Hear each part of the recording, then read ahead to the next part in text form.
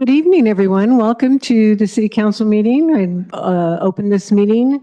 If we could have a roll call, please. Councilmember Edwards. Here. Councilmember Hagley. Here. Councilmember Kelly. Here. Vice Mayor Harrod. Here. Mayor Mitchell. Here. Thank you. And if you could join us in the Pledge of Allegiance. I pledge allegiance to the flag of the United States of America and to the republic for which it stands, one nation, under God, indivisible, with liberty and justice for all. Participation. That was great. Thank you. Motion to approve the agenda? So moved. A second? All those in favor? Aye. Aye. Opposed? Okay, motion carries.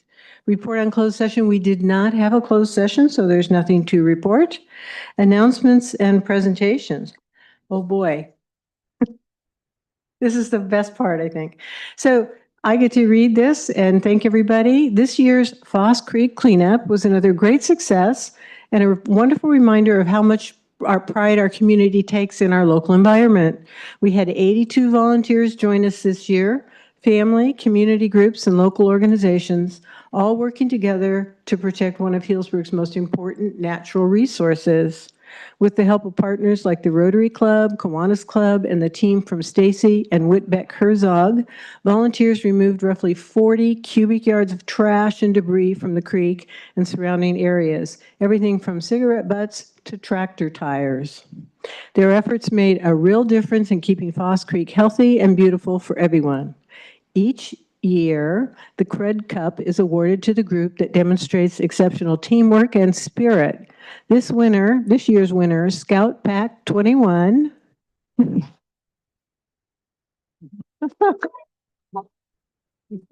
Love, love, love it. Truly embodied that spirit as they are here tonight. The pack turned out in full force, wearing matching uniforms, bringing great energy and setting a positive example for others along the creek. Their enthusiasm was contagious and a big part of what made the event so successful. So congratulations to Scout Pack 21 and thank you to everyone who volunteered to make this year's Foss Creek cleanup such a success. Congratulations. Can you all come up and get a picture with the City Council up here?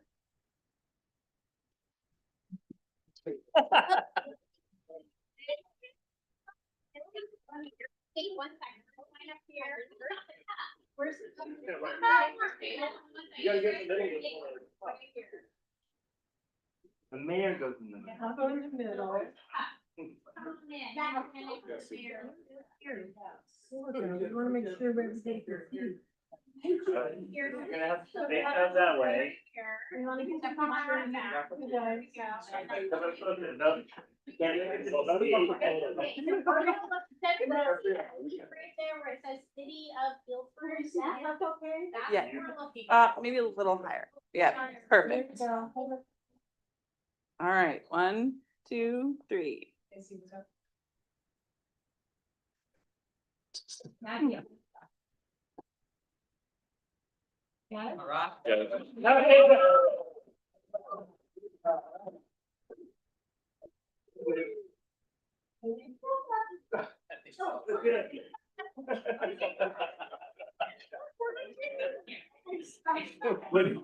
When it straightened out the logo, it was freaking. It was starting to creak.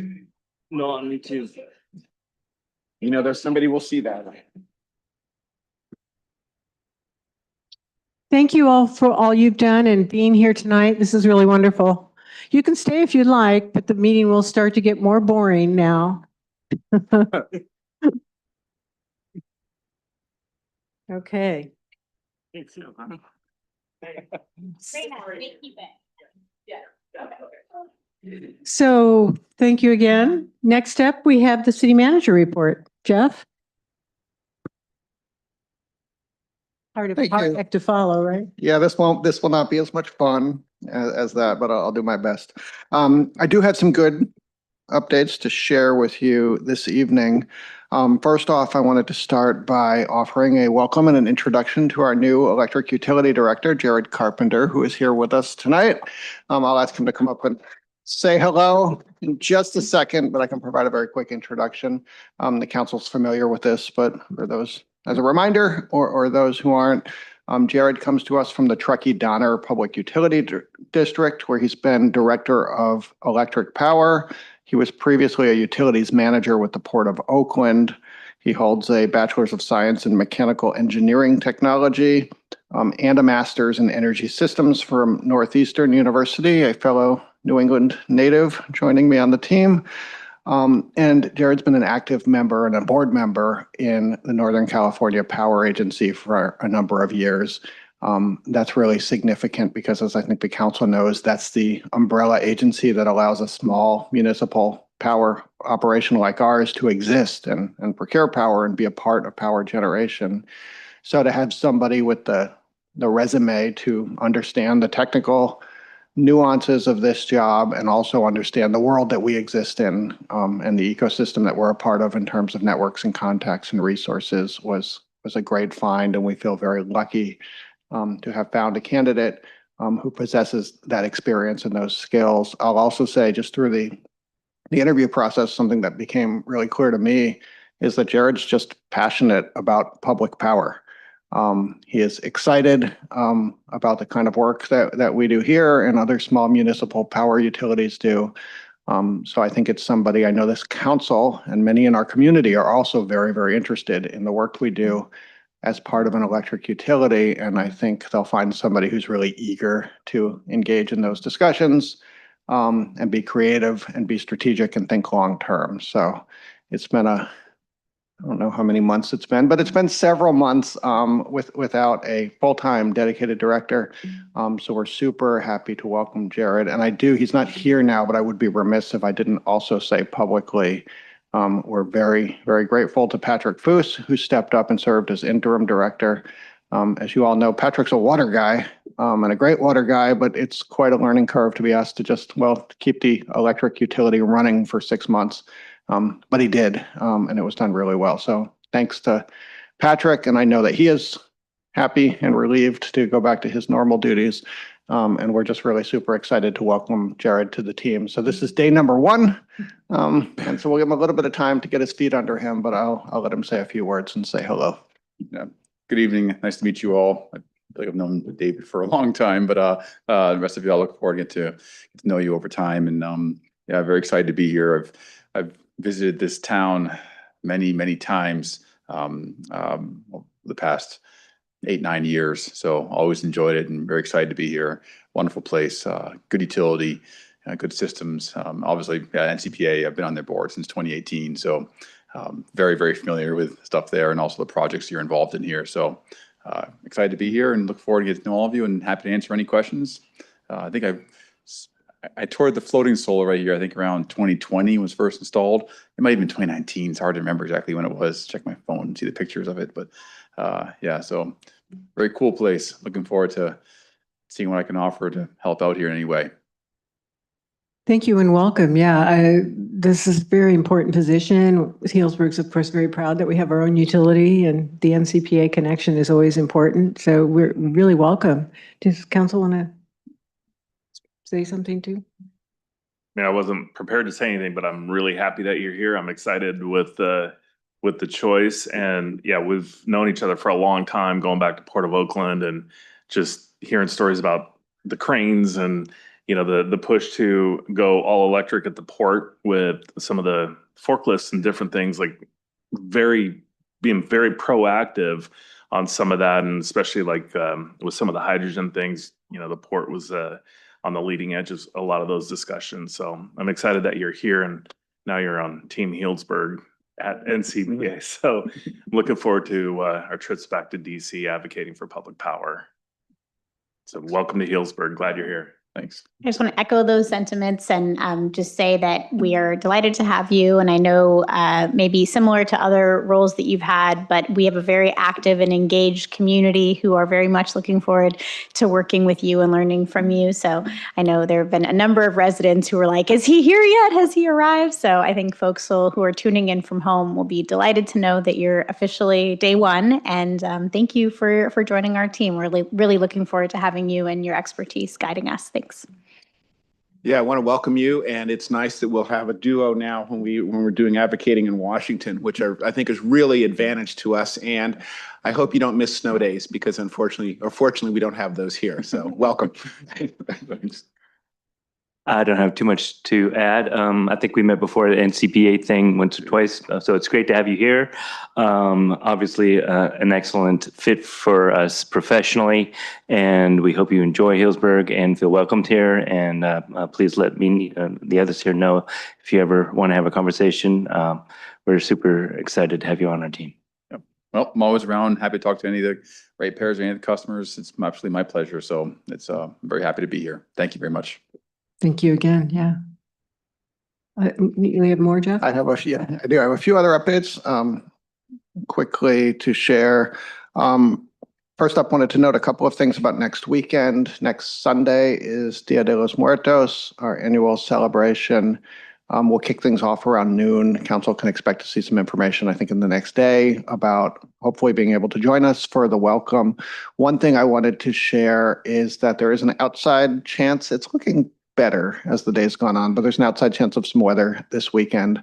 So I don't have all of the details, but I want to assure you that our team and our partners are working on contingency plans. So we will celebrate this weekend.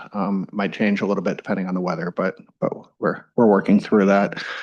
Also wanted to note, this is not a city event, but on Saturday, I believe, is a grand opening celebration for True West Films. So obviously I know a lot of people are just excited about that as they've opened their doors and bring the movies back to Healdsburg. One thing in particular I wanted to share with the council, though, which is a little bit different than the movie side of things, is we've heard some feedback and we've been in really constant dialogue with the property owners about the walkway behind those properties, behind the old Bear Republic and now the theater near the trash enclosures, which is not in good shape. And my understanding is it hasn't been for some time.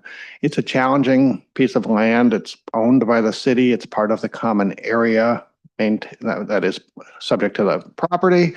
The properties themselves, one is owned outright by a private company. The other is a ground lease on city land, so with a very, very old agreement. So it's complicated, but we are working, and I think in very good faith with the property owners, trying to find a way to get that repair done.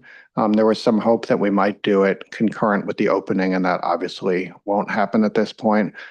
In addition to being kind of a complicated no man's land in terms of jurisdiction, it's an expensive project, probably getting close to $500,000 when it's all said and done. But all parties really recognize the value. So while I don't have a solution just yet, I want to assure you we're working on that. And the hope is that when the weather is better again in the spring, we're ready with some sort of a funding agreement, a partnership that we could bring to the council and give ourselves the option of getting that work done. So I suspect, like me, you all get questions about that. So I just wanted to let you know that it's still a need, but it is one that we're leaning into and hoping, and I think making some progress on. So I just wanted to share that, and hopefully that won't at all, and I'm sure that won't dampen the celebration of the grand opening this weekend. And then one other thing I wanted to share, this is a relatively new development, but I want to make sure the council is aware that we are planning this coming Wednesday, so just 2 days away, a prescribed burn at the Healdsburg Ridge open space. If that sounds like relatively short notice for it happening, you're right. It's actually a project that's been in the works for years and a need that's been established. But what we've gotten with rain last week and more rain, the rain I just mentioned that's coming, is a really opportune moment in time to be able to do some prescribed burn work. in a way that's safe and effective. There's already some moisture out there and there's more moisture coming. So our team in partnership with CAL FIRE saw an opportunity to get this done. And so our plan is to move forward on Wednesday. This would be up to 35 acres, so significant in terms of size. There is accumulated vegetation and hazardous fuels out there, and this would improve our shaded fuel break and strengthen defensible space for the community. So obviously, this is something we've been working on in a few different locations in recent years, including the Ridge, and this is a big opportunity to enhance that work. Undoubtedly, smoke will be visible throughout the community. We are getting better, I think, at getting information out to the community. We understand if there's not information about that prescribed burn, it can be concerning for people. So I think with each one, we get a little bit better. We recognize that with this one being on short notice, we'll need to probably double down on that, and we intend to. So our team's working hard on an outreach strategy. So I think you'll see messaging.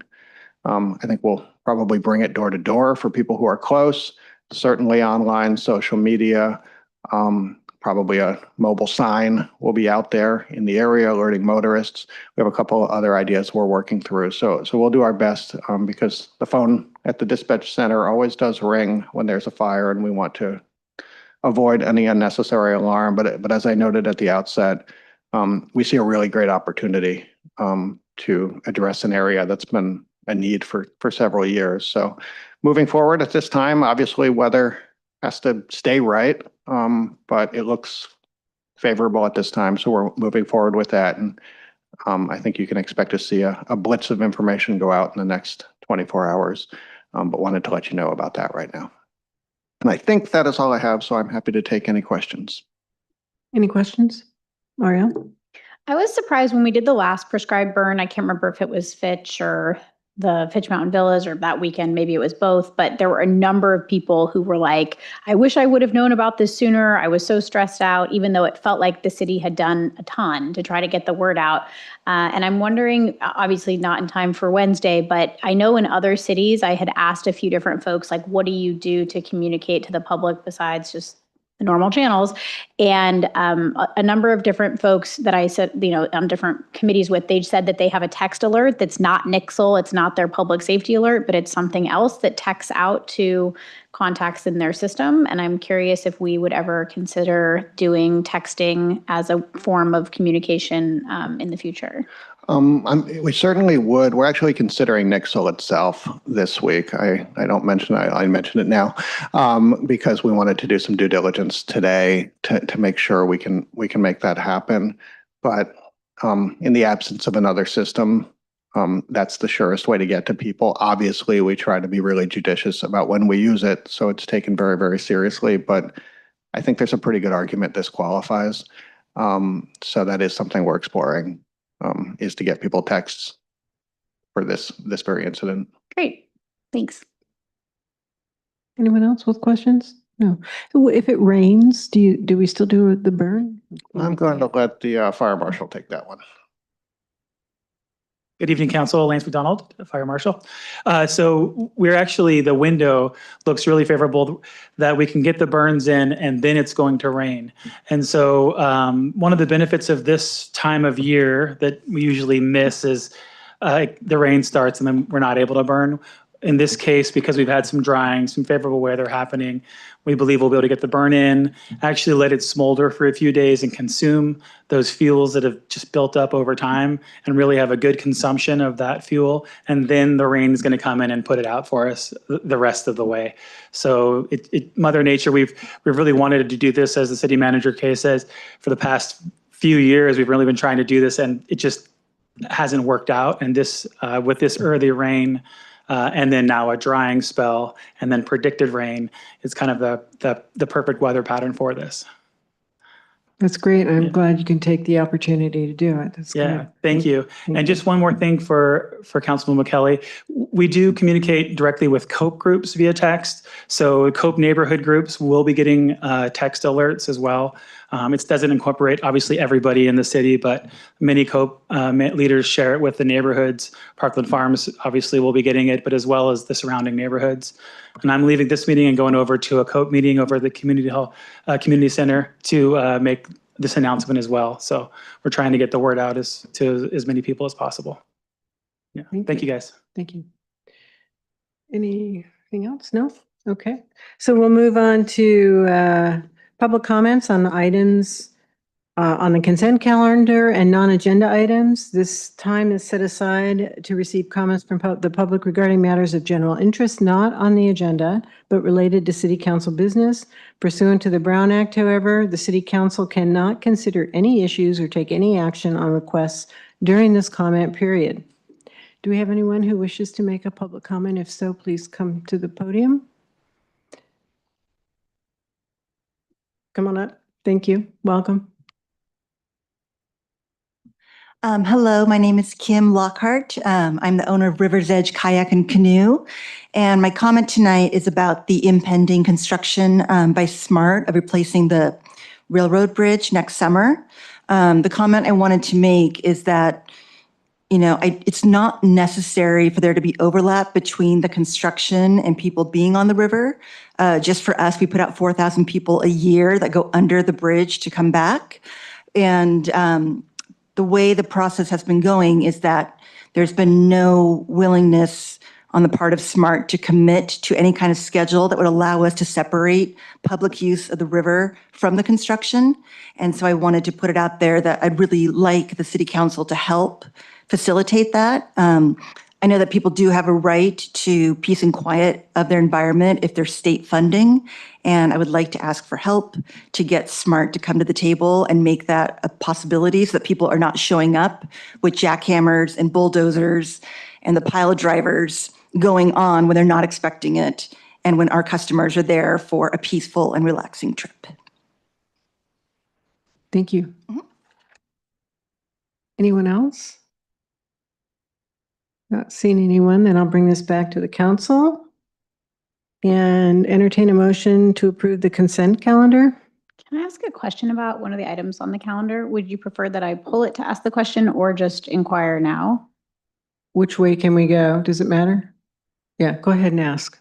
I had a question about item 6D, the covenants for 34 Ward Street on the affordable housing component. And I was curious, it seems that the affordability levels are up to 160% of AMI, but I'm typically used to seeing, this is a question for Director Sotomayor, typically used to seeing those affordable housing restrictions be maxed at 120% of AMI. And I'm curious what, because this is with regard to our, and this is kind of in the context of the conversation we've been having about in smaller lot projects, when we were talking about this, when we were having the larger affordable housing conversation, talking about 10 or fewer lots and those kinds of things. So why is this one 160% AMI or lower for the lot as opposed to 120? Thank you, Stephen Sotomayor, Housing Director. Question for that is that this product is a for sale product. And so falling under our code, it can go up to 160. You'll find in the for sale products that in order to achieve a for sale price that you're going to have to go a little bit beyond that 120%. But mainly following mainly following the inclusionary ordinances that outlines the AMIs. Okay, thanks. Thank you. So good with that? I guess then my next question is who gets to decide what the AMI is? Because we know that there's some for sale products that are at 80% or 120%. Is it what the developer proposes or it's what the city proposes? Because just out of curiosity, I mean, obviously this is we're entering into this and it's going to run with the land for 55 years and we're putting it on consent. But it feels like if this is kind of how we'll do it going forward, it'd be good to know kind of what the policy is on having 160 versus 80 or another number. Sure. And I think in this case, it's up to that 160, right? So the price could fall below that. But in this scenario, we're allowing up to that 160, falls within that missing middle category. So in the future, when we do have for sale, like a similar product, that would still be the case. Yes. So when we've had other developments, like I think Farm Stand or others, it maxed at, I think it was like 120 when it was a for sale unit. Maybe those are for rent, actually, now that I think about it. There's- We've had a lot of others like Chiquita Grove that became something else with a new name. Just, I've never seen 160 before as we've done it this way. And so since that maybe exists in the inclusionary housing ordinance, obviously, but it's not something we've ever talked about, I'm just wondering, is this what it's going to be going forward for all for sale? Sure. And so, yeah, in the farm stand one, there was a duplex that was for rent. And those were split between 80 and 120. And then the for sale units that have not been built yet would go into a trust up in that missing middle category. So those would also be in this category. And so, yeah, moving forward, this would be the range that we would look at for those categories. And if that was something that we wanted to have a conversation about because we're interested in keeping affordability lower, what's the right avenue to have that policy conversation? I think we're relooking at our inclusionary housing ordinance now, and that might be the proper avenue to take a look at that. Okay, great. Thank you. Can I ask Stephen, are these like measure P or S or units, the for sale up to 160, the missing middle? It falls within that general AMI category, but these are inclusionary. Okay, okay, thank you. I move to improve the consent calendar. Second? Can we have a roll call, please? Councilmember Edwards? Yes. Councilmember Higley? Yeah. Councilmember Kelly? Yes. Vice Mayor Harrod? Yes. Mayor Mitchell? Yes, thank you. Okay, so now we do not have any public hearings. Old business, 8A, professional services agreement with Mark Thomas and Company. Principal Engineer Kay Thistle and Senior Project Manager Terry Zillwinger, sorry.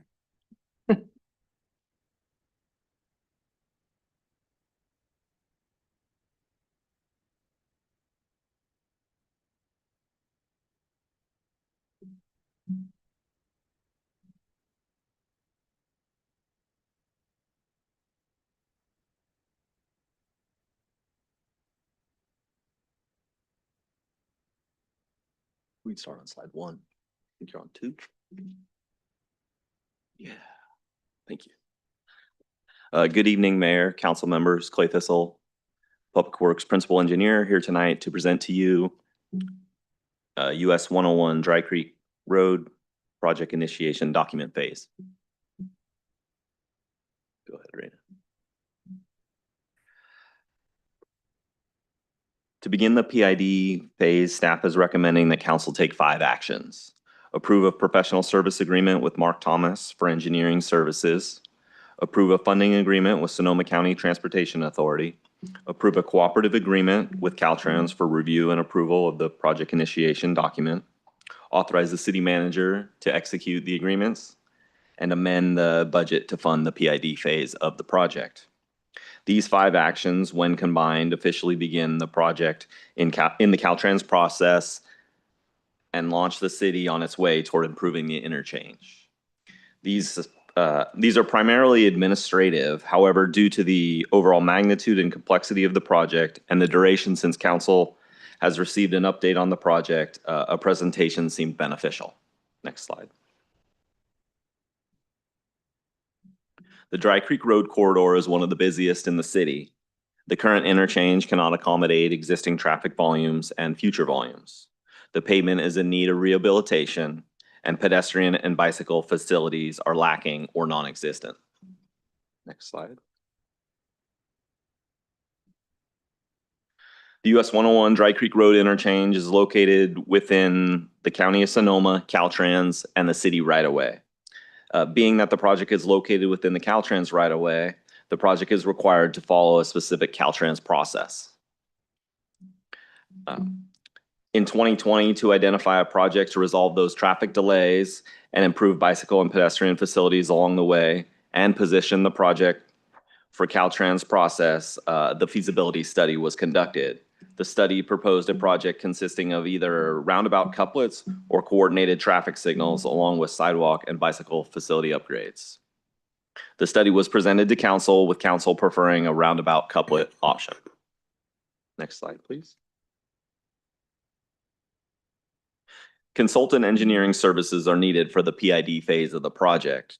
To fulfill this need, staff requested proposals from qualified consultant firms with relevant experience and knowledge. 3 qualified firms submitted proposals.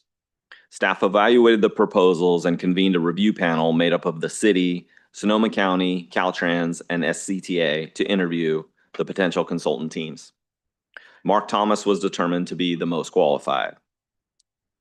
David Williams, the Mark Thomas project manager, had intended to be here and present the next couple of slides, but became ill over the weekend and unfortunately will not be able to make it. David has completed numerous projects along the 101 corridor and has come highly recommended. In his absence, I will walk you through the next couple of slides. So the Caltrans process consists of 4 major phases: the project initiation document, or PID phase, the project approval and environmental document phase, the PA&ED, plan specification and estimate, along with the right-of-way acquisition phase, or PS&E and right-of-way phase, and ultimately culminating in the construction phase. Next slide, please. So what is this PID and this PID phase? Work on the state highway requires a project initiation document, or PID, as the initial phase of work. The PID will build upon the 2020 feasibility study.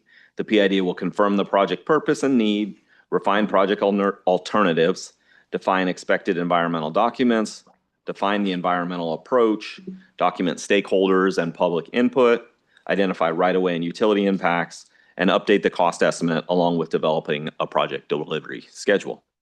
Next slide, please. The 2020 feasibility study proposed either the roundabout, as mentioned, the roundabout couplet, or coordinated traffic signals. It is understood that council's preference is the roundabout couplets. However, the PID process requires continuing forward with analysis of both options, with a preferred option anticipated to be selected in the PA&ED phase. Next slide. Being that it has been more than 5 years, just a quick look back at those 2 alternatives. What you're seeing on the slide is that the coordinated traffic signals, so traffic signal at the both ramps and also coordinated with the signal at Grove. Next slide. And then again, just the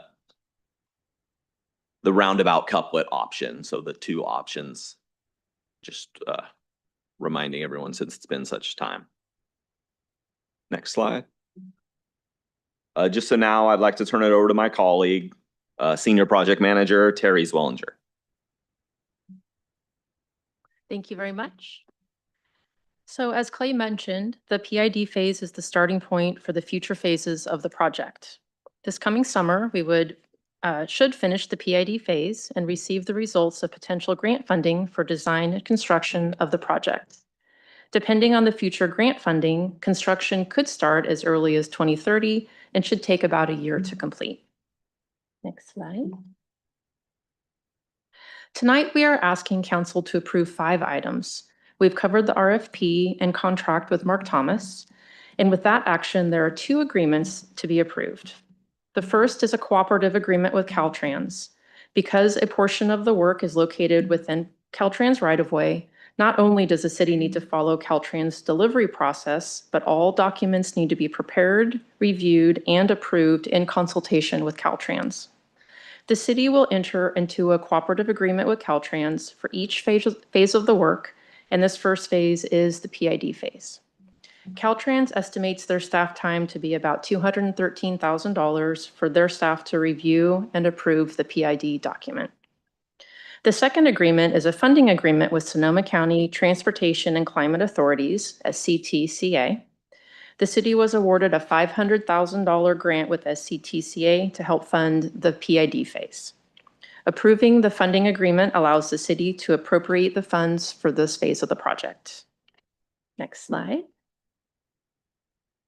The fiscal impact of tonight's actions is $700,000. That consists of the agreement with Mark Thomas, the cooperative agreement with Caltrans, and staff time for this phase of the work. The funding will come from the approval of the $500,000 grant from SCTCA and $200,000 from the city's Traffic Impact Fee Fund.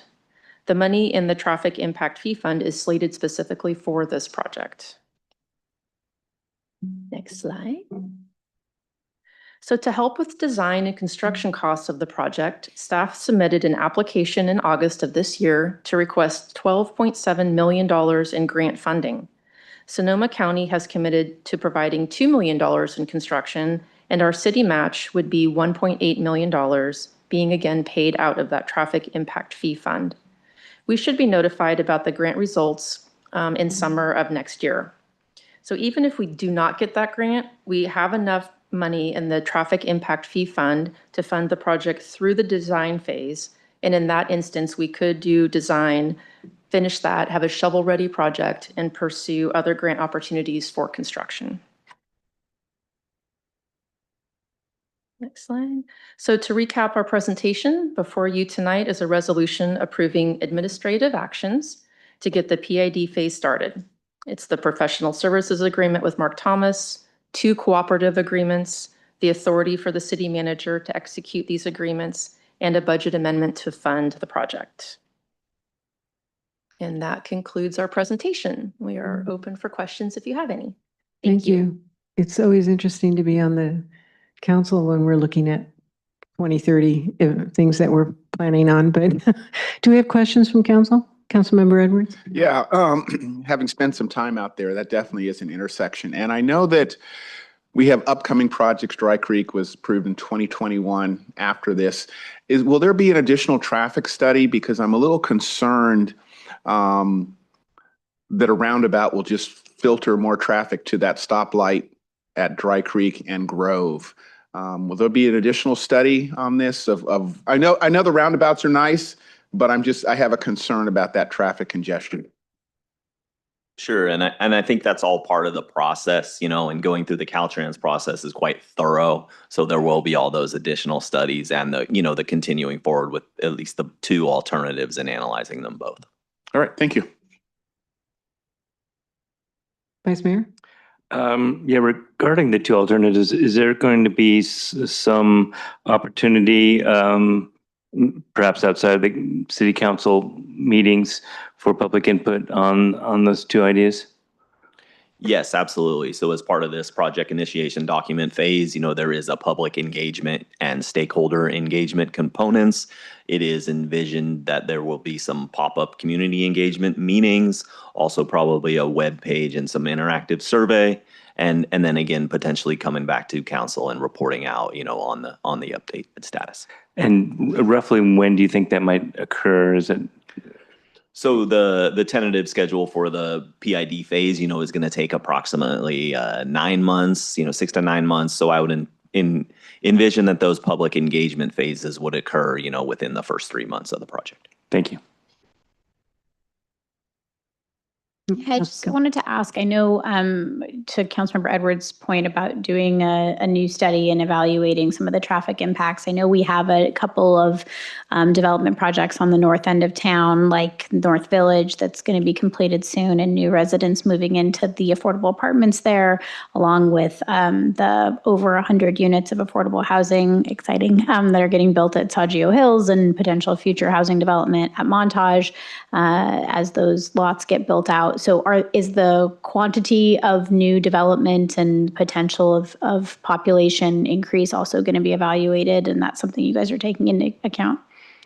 So a lot of those developments were included, in the initial data used for the feasibility study, but I think definitely they will be back checked to make sure that they're accurate, with the assumptions that were used, and then any updates that are needed would be made. Okay, great, thank you. I just had a question about the competitive nature of the grant that we've applied for, and how competitive are we within that, or do you know even yet? I mean, I can speculate. I feel that we put together a pretty robust grant proposal for this project, and really joining with the county, and the county really coming forward and committing funds for the construction phase, I think really makes us competitive. This is a project that the county would like to see done too, but I think it has a more impact for us as the city, and us willing to really take the lead as the project lead. I think it shapes us well for a successful grant. And is the county commitment part of the grant application? So it's in writing? We don't have a funding agreement with the county, but they have verbally and, via email committed those funds. Okay, thank you. If we have no further questions from council, I'll open this up to public comment. If there's anyone who would like to comment on this item, please come up to the podium. Not seeing anyone, so we'll close public comment. If we have any further comments, or if someone would like to make a motion, we've got, 5 different items within that one resolution? Okay. You want to do that?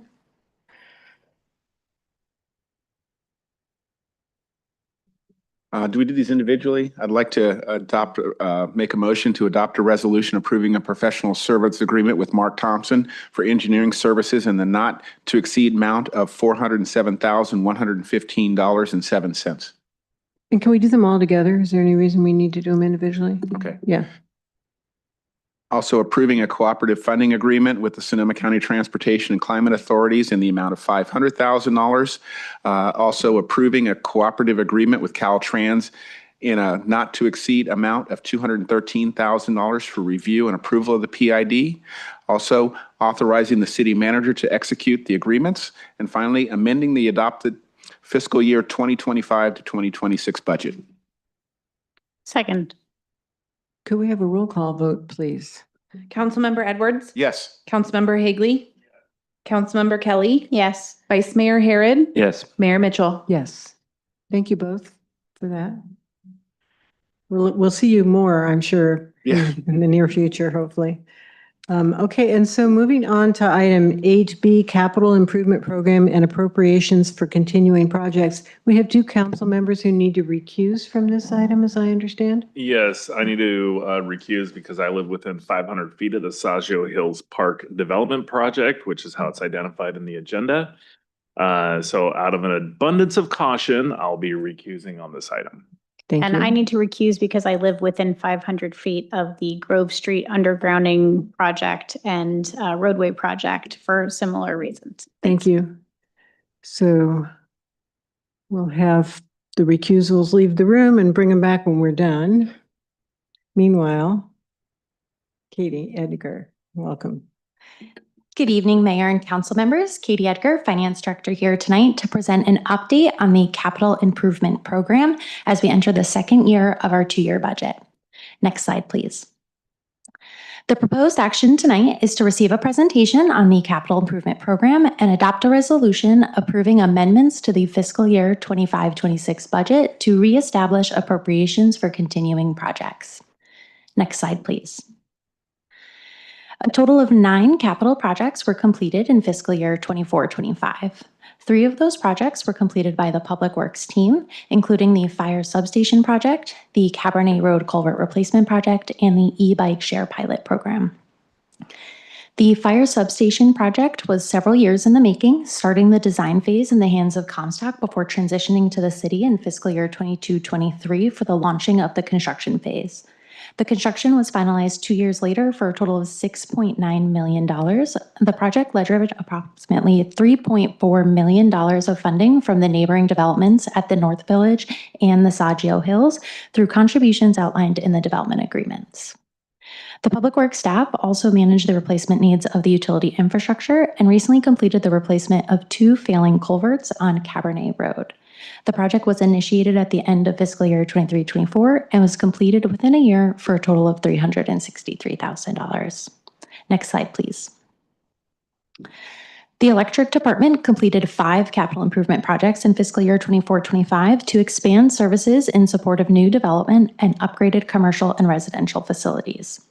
The Mill District development at the south end of the city and the North Village development at the north end required the installation of major new infrastructure, while the William Salem Winery, Montage Resort Events Building, and the Wayfair Vineyards Electrical Upgrades Project included upgrades to existing electrical infrastructure to support the additional capacity.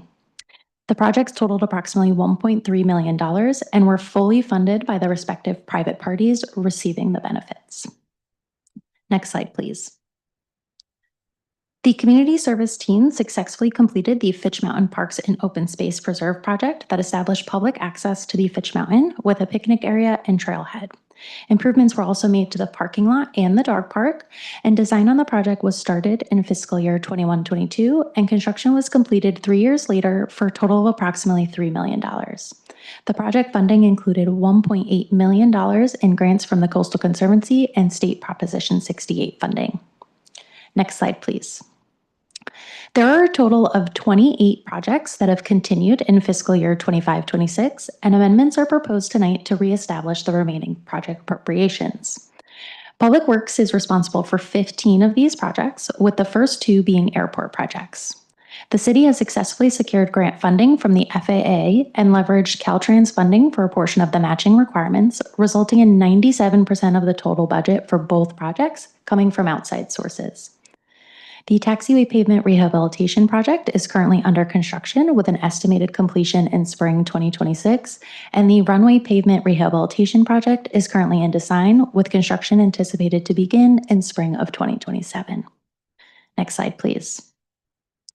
Public Works also has 7 street projects currently underway, representing $6.9 million in appropriations to rebudget. Approximately 57% of the project funding is from outside sources, with $3.7 million from county and federal grants and $200,000 of developer contributions. The remaining project funding consists of $1.7 million in Measure T funds and $1.3 million of SB1 RMRA funding. 5 of the projects are currently in the design phase, with the Grove Street Neighborhood Plan Implementation Project and the Ward Street Neighborhood Revitalization Project anticipated to move into construction in summer 2026. The March Avenue Reconstruction Project and the Powell Ave Johnson Street Pedestrian Enhancements Project are expected to begin construction in winter 2026, with the Healdsburg Ave Complete Streets Project following along in spring 2027. The sidewalk repair and gap closure project is currently in the closeout phase, and the Healdsburg Ave Mill District Connectivity Project is in pre-design, with the final scope pending the outcome of recent grant applications. Next slide, please. On the utility side, Public Works has 6 projects totaling $6.7 million to rebudget in fiscal year 25-26. Grant funding accounts for $2.2 million of the appropriations, impact fees $2.5 million, and utility rate revenue the remaining $2 million. The Municipal Recycled Water Pipeline project was just recently completed in the summer of 2025. The Dry Creek Water Treatment Plant updates and the Grant Street Water Improvement projects are currently under construction and are anticipated to be completed in fall 2025. The Healdsburg Ave utility replacements are scheduled to begin construction in fall 2026, and the Brown Street Sewer and Water Replacements project is following closely behind in winter 2026. The Groundwater Supply Wells ASR project is proposed to be rebudgeted to account for additional closeout work that occurred in summer under the existing BRIC grant. And once the grant is finalized, the remaining appropriations will be released, and future progress will be pending the results of the recent grant application to the Hazard Mitigation Grant Program. Next slide, please. The electric department has 3 city utility projects that are currently underway, accounting for $2 million of appropriations to be rebudgeted. The projects are funded entirely by electric utility revenue and electric public benefit funds.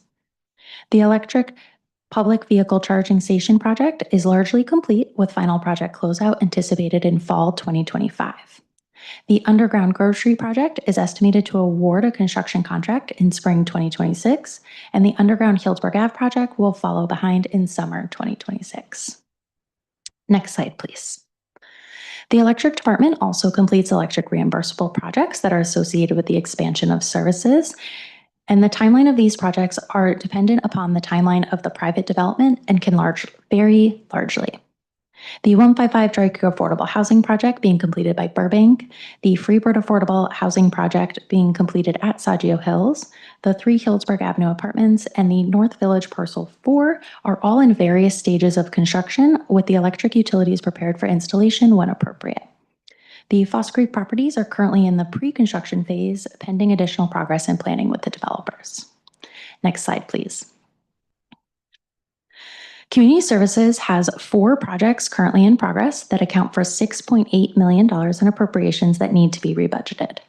43% of the project funding is from outside sources, including $1 million in state and county grant funding and $1.9 million in contribution from developments. City funding from various sources accounts for the remaining $3.9 million in project funding. This winter, the Folia Pavilion at 3 North Street is anticipated to be completed, and the Laura Fish Somersall Park Development Project is anticipated to award a construction contract. In spring of 2026, the Badger Park Redevelopment Project and the Community Center Resiliency Hub Improvements Project, also known as the Multicultural Center Improvements Project, are expected to enter the design phase. Next slide, please. The city received $560,000 of state grant funding through the Pro Housing Incentive Program to complete the rehabilitation of the city-owned Victory Studios and apartments. The scope includes exterior renovations, installation of HVAC in all 4 units, and updates to the fire sprinkler system. The project is currently wrapping up design, and a construction contract is anticipated to be awarded in fall of 2026. Next slide, please. In total, the proposed budget amendment reestablishes $23.6 million in appropriations across 28 projects. Grants account for 32% of the project funding at $7.5 million. Contributions related to development account for 15% at $3.6 million, and city funding sources, including utility rate revenue, special revenue funds, and various taxes and fees, account for the remaining 53% at $12.5 million. There are 7 projects currently in construction that are anticipated to be completed in 2026, and 12 projects that will be entering the construction phase in the current fiscal year or in early next year. While the city has been very successful in leveraging grant funding to complete a wide range of projects, it is common that we identify funding gaps at the time of construction contract award. There are several projects already anticipated to require additional funding based on the current engineering estimates. As we prepare for the budget planning cycle for fiscal years 26 through 28, balancing the city's limited resources will continue to be a significant challenge. Next slide, please. In closing, the proposed action tonight is to approve amendments to the fiscal year 25-26 budget for the continuing capital improvement projects. Next slide, please. That concludes my presentation, and I'm happy to answer any questions you may have. Thank you for that. Do we have questions? Councilmember Edwards. Yeah, I wanted to find, it's mainly around financing. Are we set? I know that we were in a lawsuit against the federal government for the FAA funds. Are we getting those funds, or it's kind of a, we'll wait and see still? Both, I suppose. We are getting those funds. Okay. And everything is proceeding well with those projects. You heard one of them is under construction. One is getting there, I think. So far, everything's been fine. I just say wait and see, and that we never know what shoe might drop next. But as of now, those projects and that grant funding is good. Okay. And your question preempts an update that I was planning to send to the council shortly on that litigation. So I'll just give that update now, and perhaps send it for the council members who aren't here. And oh no, give me just 1 second, please. I just pushed too many buttons. Alrighty, here we go. The court has granted the second preliminary injunction in the sanctuary litigation, which prohibits the federal government from withholding or conditioning city grants based on sanctuary-related policies. So that means that in theory, the federal government is not permitted to withhold those funds, whether they are actually flowing to cities. It sometimes may take a minute for the actual funding to catch up with the court ruling. But for now, legally, they are not permitted to withhold the funds. So we can hold them accountable for those funds. That's correct. Okay.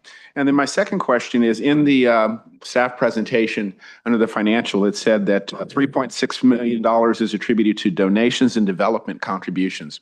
I know what the development contributions are, but is our community aware of donations that can be made to projects, and how would they even know that donations are available? So the donations was in reference to the Foley Community Pavilion project that was largely funded by a donation. I think the other project that we have discussed donations before was the Saggio Hills projects, and there is, I believe, a donation policy under the parks and how you can donate towards different components of a project. Okay, and that would be available through the city manager or park and rec department if somebody wanted to come forward with a donation? Well, that would be a good start. I'd say either department would be receptive. I do want to note, though, that we are not actively as city staff soliciting donations. So we're an opportunity to emerge. We could pounce. And obviously our track record is pretty good in the aforementioned donation. But it would be to actively solicit those funds would be a change in approach. And that would be something I think we'd want to talk about in this room as a group, because it would be a different policy approach. Yeah, I'm not thinking of active, I'm thinking of members of the community. And so unfortunately, I'm going through establishing end-of-life things with my mom. And so there are donations and things that people might want to do and not aware of that we're always available, but not actively seeking. So thank you. Vice Mayor, questions? I have sort of a global sort of question here. I know these sorts of amendments are sort of routine and normal. Is there anything that's happening currently that, you know, you'd like to identify as unique with regards to this particular amendment session and so on? I mean, just to get a global sense from you of how things may be different now than they were last time we got this sort of presentation. I think we have a lot more projects that are in the construction phase, with all of those projects that are about to enter. Last year, we were just barely entering the design phase. So we are definitely seeing a lot more appropriations that are ready to roll over, and a lot more projects that are about to need more. Thank you. Perfect. And I just want to clarify, when you talk about winter 2026, we're talking fiscal year 25, 26, right? So we're talking about winter of now? Yes. So all of the years for the construction phases are just calendar years. So winter 2026 would be current. Yes. Oh, so winter 2026, we're talking about fully being done in winter of 2026. I thought that was going to be, isn't this winter of 2025 coming up? I'm sorry, I think that was a typo. It is supposed to be 2025. Okay, good, because I was getting worried. There was one other project on there that said winter 2026 too. I don't remember which one it was. Yeah, March Avenue. That might be right. I don't know. Is it going to be next year? I believe that is the anticipation for March Avenue. A construction, not completion. Okay. So our anticipation is to award the construction contract for for the March project in February of 2026. So I'll be here shortly. Okay. What was the other one though? I got to go back and look and see if I can find it. For community services, it was the Foley Pavilion completed in winter 2025, with the Laura Fish Summersall Park going into construction winter 2026. And that is accurate. Okay. So it's just the Foley Pavilion. Okay. My Thank you. apologies. No, that's fine. That's my question. So I'll open this up to public comment. If anybody wants to come forward and comment on this. I'm not seeing any. Please come forward to the podium. Not seeing anyone, so we'll bring it back for a motion. I'd like to propose a motion to adopt a resolution approving amendments to the fiscal year 2025-26 budget as presented. Second. And roll call vote, please. Councilmember Edwards? Yes. Vice Mayor Harrod? Yes. Mayor Mitchell? Yes. Thank you. Thank you, Katie. And we can bring our other two council members in.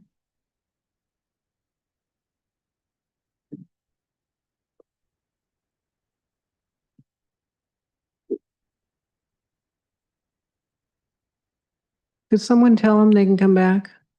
Oh, here they come. I see them. Welcome back.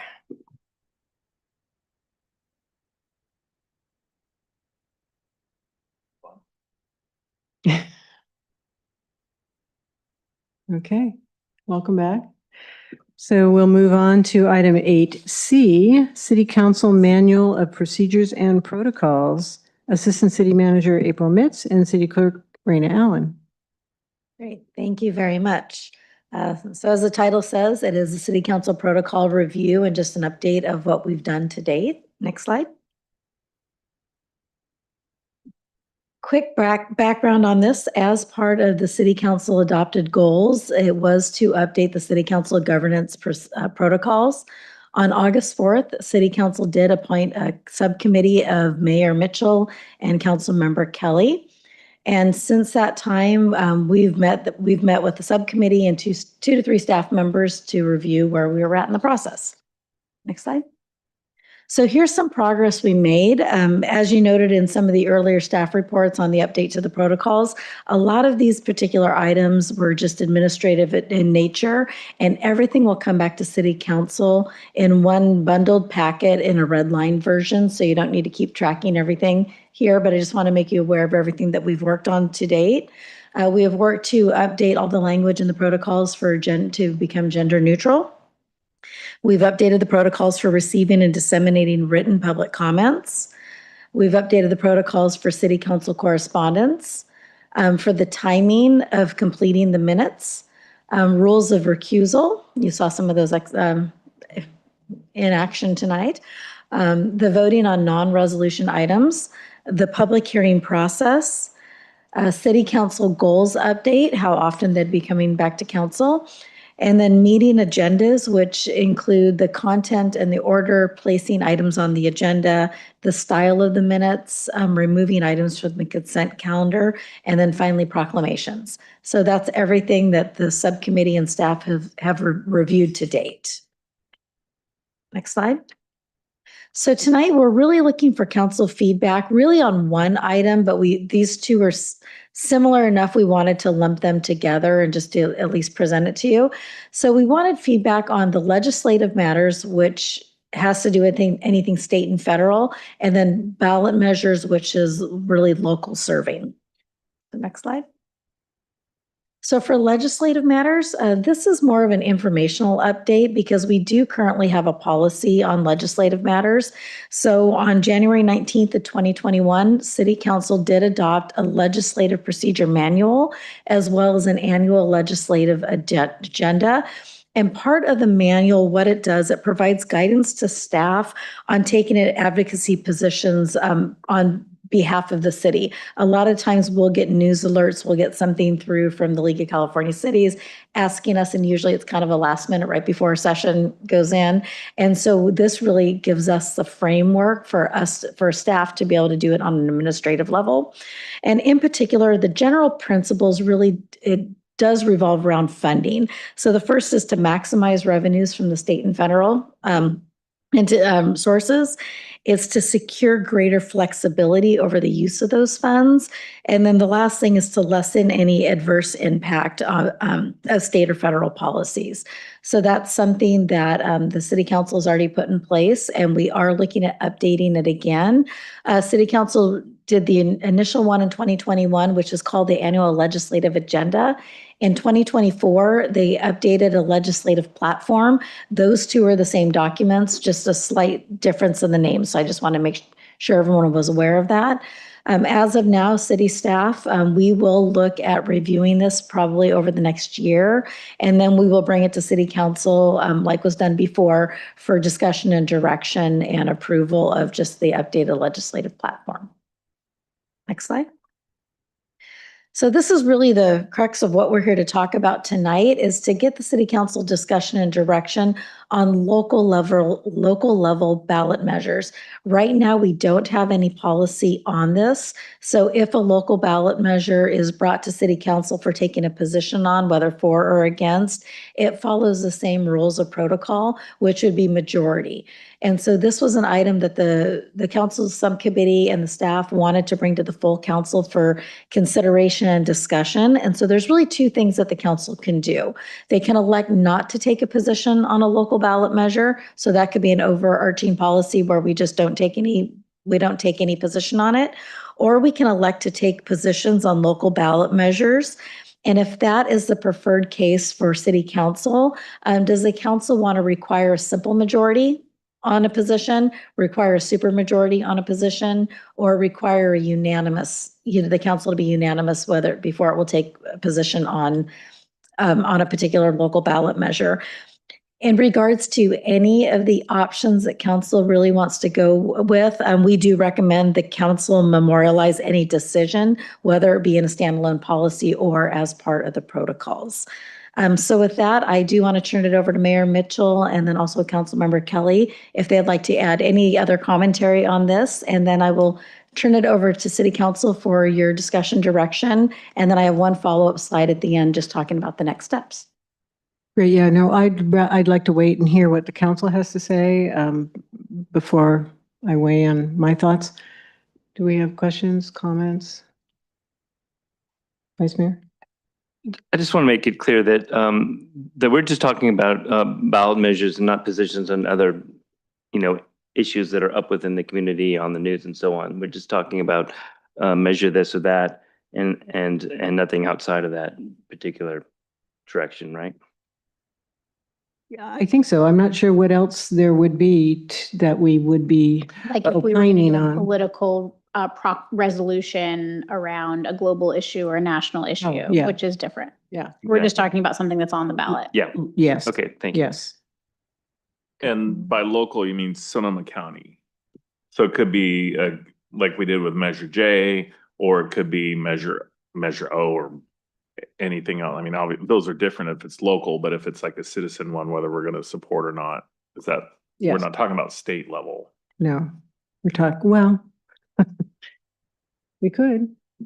And I say, no, yes, but look at Prop 50, right? That's a state level that we may or may not want to talk about. So it could be that too. That's why this is a little bit tricky. And of course, we know that the reason this got on here was my request during the Measure J discussion, that I felt that when we're talking for the city as the council, that unless everybody agrees to it, that we shouldn't do it, because it's such a statement for the city and the council. So, and I think the next one that could come, we've taken positions on ballot measures for taxes and so on, like the kids recently Measure I. So yeah, we find ourselves in this position more often than we used to, I think, being asked to support or not. So anyway. Go ahead. So just, I mean, my personal feelings are, I think limiting it to just county, like keeping it local, I think is important. I mean, it could be an endless loop of, if you're talking statewide and national, I think, really our job is local, what impacts the city of Healdsburg. And I think from that lens, it's important in terms of, supermajority, simple majority, unanimous. I mean, I tend to feel like right now there are projects we vote on that proceed, or different things that we vote on that are simple majority. And I feel like from a consistency standpoint, if I'm on the losing end, I vote against something. When the vote is over, that's the council decision. I support the decision. And, I guess with the ballot measures, I could see where if I'm on, disagree with something, like you were on Measure J, where it'd be frustrating, but, that's kind of democracy. And we, voted, and it's all right. The council takes the position, and so I'd be comfortable with being consistent with how we vote on, everything else with a simple majority with that. It doesn't mean that you can't make your feelings known and your position felt. And I think, we as elected officials need to respect and appreciate differences of opinion. But that's kind of where I'm coming from. And just to respond to that, I think, yes, on resolutions that are specific to the city, and the simple majority makes sense to me, but these are things we don't have to do. They're like, it's a resolution that is not something, it's sort of outside the purview of the city business. And so we're saying this is what we think for the city about this other thing that's not city business. And that I think it should be kind of a higher bar if the council is going to take that kind of a position, rather than the simple majority, because I don't know, we're sort of speaking for the city at that point, and if there's one council member, I mean, I would want it to be unanimous, and I'm guessing that's probably not where the council wants to go with this, but I would think that it would be better to look at that, to have a higher bar for making that kind of comment or decision for the council. Chris? I lean toward unanimous for the same reasons, though I'd like to kind of consider or hear people out in terms of what the negative impacts would be if, we, one person dissented in a vote and we did not support the action, and, what's the negatives on that, other than that we just don't make a statement and we don't have a position. It's not that it's a yes or no position so much. As I think the question there is, are we presenting neutrality, which is probably fine, given the fact that this is sort of extra, like you framed it. But I don't understand, if we did that, how that would affect our business and our responsibilities.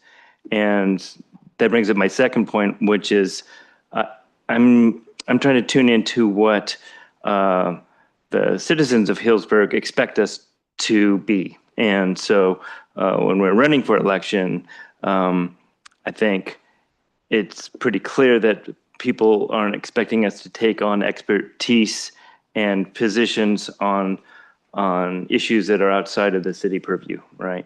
And so some of them are, some kind of expect us to stand up and mirror their passion for an issue that's outside of the city, and understand that they have that request.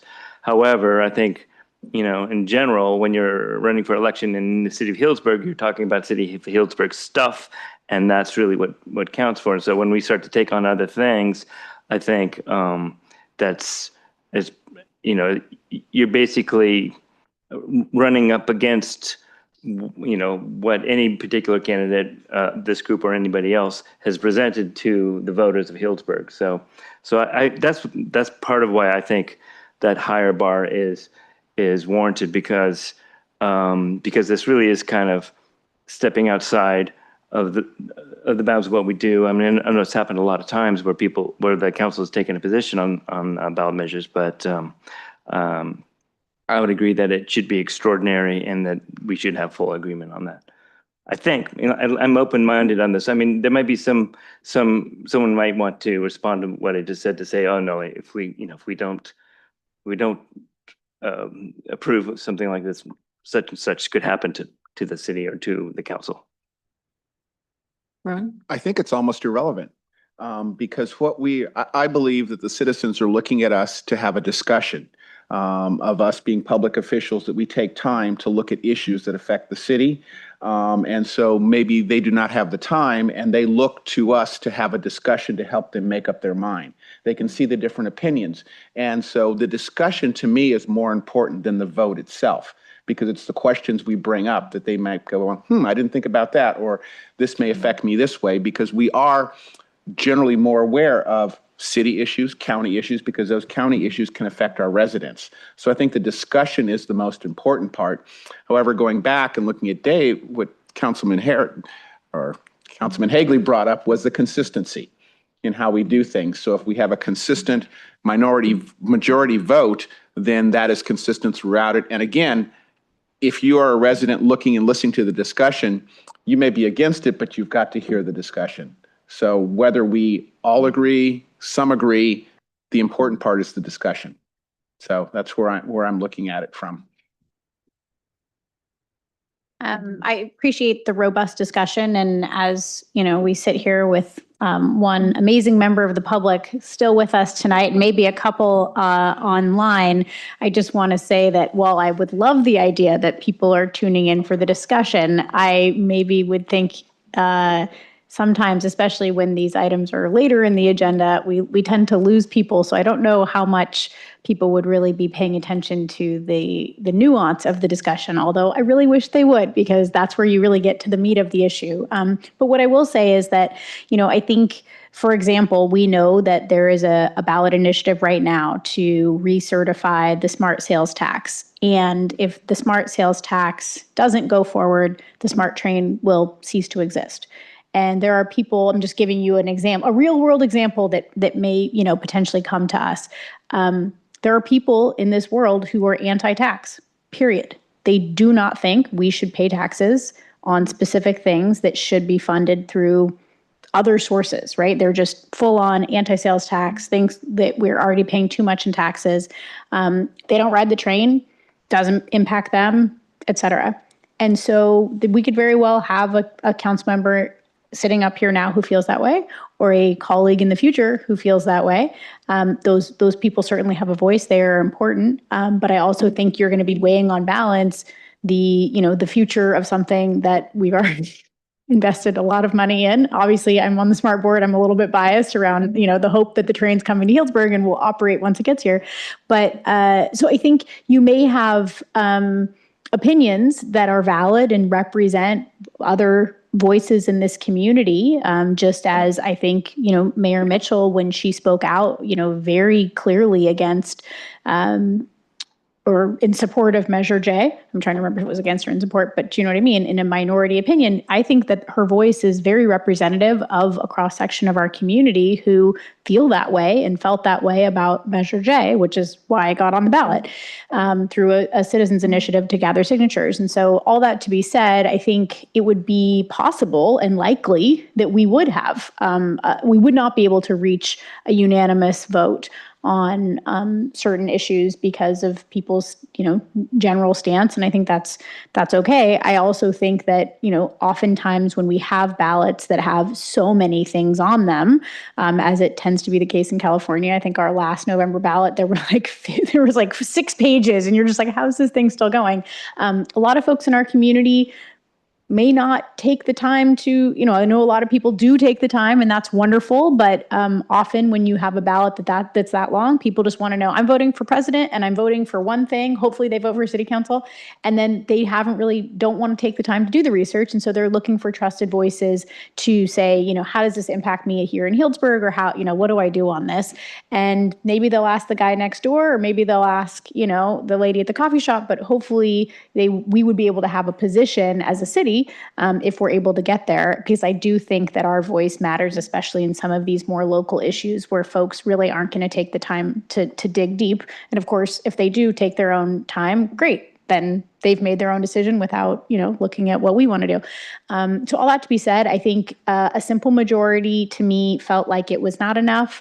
A unanimous decision felt like it would be rare, maybe, that we would actually reach a unanimous decision, and maybe that's okay. But then I felt like, well, maybe the right kind of happy medium would be a supermajority, which would be 4 out of 5, which is kind of, splitting the baby a little bit, but I think would help us find kind of a consensus voice in sometimes these like tricky, nuanced ballot initiatives where it might not be a perfect initiative, but we choose to move forward with something. Thanks. And we do have times when we do need to have a supermajority on votes, like emergency ordinances and whatnot. So it's not out of the question that it happens. So, Chris. So, in response to the question I raised, is it your opinion that if the council does support a ballot measure, that could have an impact on the community's votes, on the support for the initiative at large, have some impact? I think so. I mean, sometimes for worse, but yes, I think people do, especially with long ballots, or if there's like, say it's a school bond or something where they're not going to pay to do a marketing effort for the campaign because they're not going to spend money, they being the school district in that case, or the city puts a bond on and we get a letter assigned, that I would hope that we would take a position, because a lot of folks in the community would want to know, what does the city think about this? So I think that's an important point, and I appreciate that. The alternative is that we all make, our personal positions known outside of the council, but it has a different sort of weight when you do that. Thank you. Councilmember Hagley, you had a question? I think the one question I had was, which I don't know if we've really talked about. So we've taken positions publicly here from the dais. And I cannot remember if we then, as part of that, I don't think that the city then has said the city council has taken a position in support or opposition of this. And that would be a no-no, correct or no? Like if we in public say, we're going to support measure XYZ, and then that's where it ends, and it's really up to the press or us individually to say, yeah, the council supported it, or is that something that could be the city manager update, the city council supported measure this? Say a countywide ballot measure. I'm not sure I quite followed your question, but I think you're asking what are the circumstances in which the council can take a position? But no, okay, so let's use measure J. Yeah. So we as a council, I think 4132, whatever it was, supported to oppose measure J. And that's where it stopped. Council meeting's over, then I think the newspaper picked it up, the endorsers had stuff, but it wasn't included in the city manager update. Oh, by the way, in this election, the city council voted to support no one J. So is there that line that if we as a council support something, is that something that can then be promoted to come to your point of nobody's watching? And I mean, it's really hypothetically, but just hypothetically, then what's, we're just doing that so that the proponents of whatever that measure could say to, add our name to the list. Yes. But it can't be promoted through the You can't city use, the update or city anything. can't use city resources to promote it, except you can take a vote on the dais. And the theory is that when you do it on the dais during a council meeting, the public can weigh in and the public can hear you stating your reasons for supporting it and not supporting it, and you can hear their reasons. But you cannot use any resources beyond the time in that meeting to support or oppose a ballot measure. Thank you. And I would hope when the public gets to used to our new software for agendas, that they realize that the meeting is right there in the agenda. So I hope that we get more people will be watching and following. I've said this to Councilmember Hagley, and I say it to you. I appreciate your optimism. I hope you're right. I think we can open this up to public comment. If anybody would like to comment on this item, please come forward. Not seeing anyone, we'll bring it back. What are we looking for here? Some consensus? Yes, consensus. So either to elect to not take positions on local ballot measures or elect to take positions. So I'm hearing we might want to elect to take positions. Am I getting a consensus on that? Yeah, I think so. And I guess the other question I would ask, because you mentioned it, is if it's just Sonoma County measures local, meaning Sonoma County, and for example, Prop 50, which the supervisors just took a position on. So is that something that this council could conceivably be looking at taking a position on? I would prefer to keep it Sonoma County or the city of Healdsburg. Okay. Direct. Same. You agree? You all agree? Same. Okay. Sorry if I'm doubling down on this, but just to clarify, what I'm hearing is that the council will not that we're not changing the vote, but the council would not, per the protocols, take positions on state propositions. I think we should personally just leave it open, but in order to put something on the agenda, we would need a certain number of people to agree to put on the agenda. Which we're still talking about. Soon about another part of the protocol, foreshadowing a future item. But just to say that, like, say there's something that's very clearly in the best interest of Healdsburg and for our residents, I can't imagine what that would be. That's a state ballot initiative. We may want to have that option open to us. But again, we would need more than one person to want to put it on the agenda to even talk about it. So I think historically we've never done anything outside of Sonoma County, but never say never, I suppose. Yeah, you don't know what's going to come up, Ron. BAFA was that was outside of Sonoma County. So we did discuss that a little bit. So BAFA. Barrier housing. And that does affect us, even though it's a statewide issue. So So, yeah, I would agree that we should leave it open because it doesn't get on the agenda unless we all agree, or at least three of us right now agree to put it on the agenda, right? So it's not everything that comes up. And there could conceivably be something we'd want to talk about. The other thing I want to mention too is that normally we are unanimous on these things. So it may just be my own angst on this that gets us here. But I do think it should have still think it should have a higher bar than resolutions that we're required to, pass related to the city itself. But so I'd like to see, if nothing else, the supermajority vote, if I could get I'm comfortable with the supermajority. Okay. I think that's a good middle. middle path on ground. this, yeah. I agree. Okay, so we've got three, maybe more. We need a majority. Now, on this, we only need a majority, yeah. So, and I think then the other thing is, you mentioned to have this be a separate protocol from, what was your asterisk on that? It was just having the city council memorialize this. So whether it's in a separate policy, similar to the legislative actions, or if we just embed it within the protocols. We could leave that up to the subcommittee to put the wordsmithing on that one. Yes? Okay. Okay, we're good with that then? Yeah. Moving right along. New business, we don't have any. Oh, I'm sorry. You had something else. I Yes. just had a couple next steps that we can skip right over. Thank you. but they're- Thank you. I mean, they're really just next steps. So next steps, subcommittee and staff will continue to review the protocols. So we have our next meeting set already. We'll compile the recommended changes for council consideration. And again, the document will be coming as one document and track changes. And then we do anticipate one, maybe two more items will come to the full city council for discussion before we bring the final recommendation back to you. So just wanted to make sure that you are all aware that we might be having this discussion at least one or two more times on a different topic. So with that, that's it for tonight. And thank you for your help and your feedback. Thank you. Ron, you had some? yeah, I just wondered, because it's a 30-page manual that we have, will there be discussions of things that outside of what the subcommittee identifies that maybe a council member might see that they wanted to discuss at a future meeting? I think that's where when we get the red line, that would be the time to say, I want to add this or not. All right.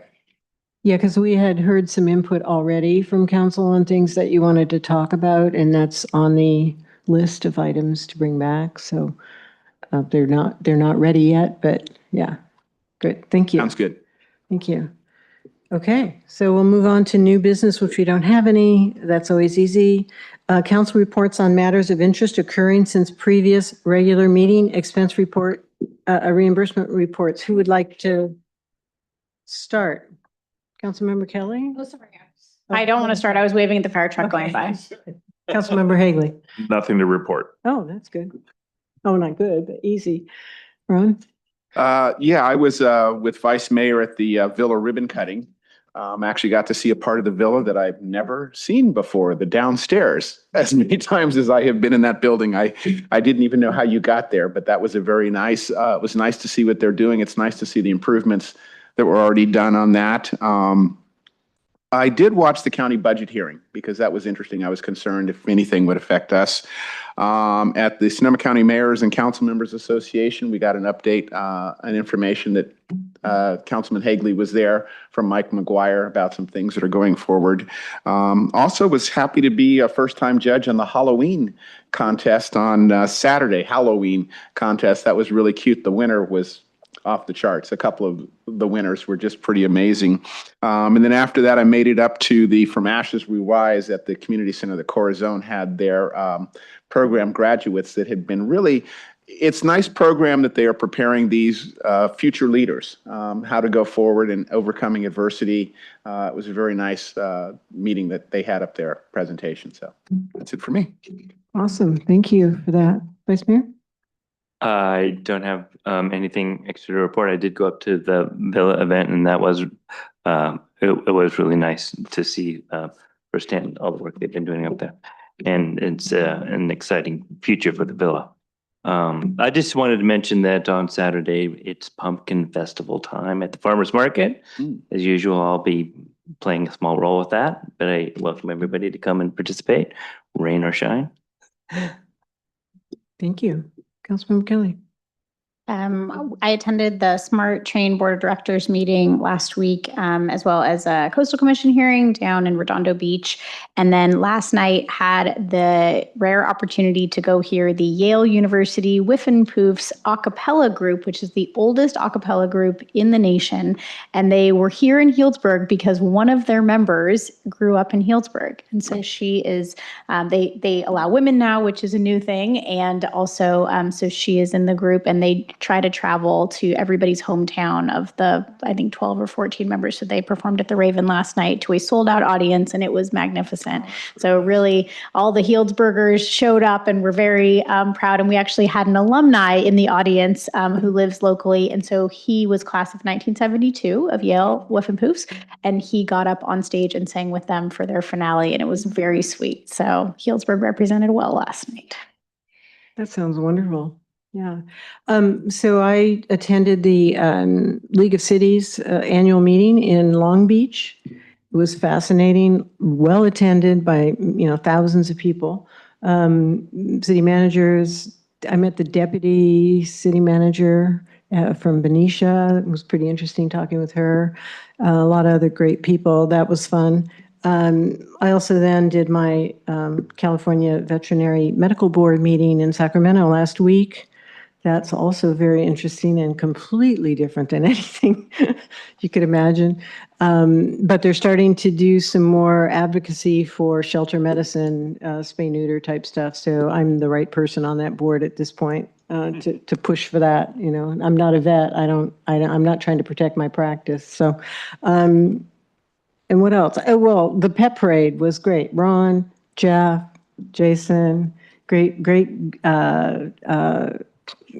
judges did a good job. It was fun. A lot of good people there. We had, I don't know how many small dogs. I thought they were never going to end. There were a lot of them, right? And one cat. So, we had another, we had one cat. And it was fun. It just is. It's a great event. So, it was other. The category was other. And the group category is interesting too. Yeah. So anyway, thank you all for doing that and being there, and come next year. It'll be fun again. So with that, I don't know, where's my gavel? I can't gavel us out. So, but 7:32.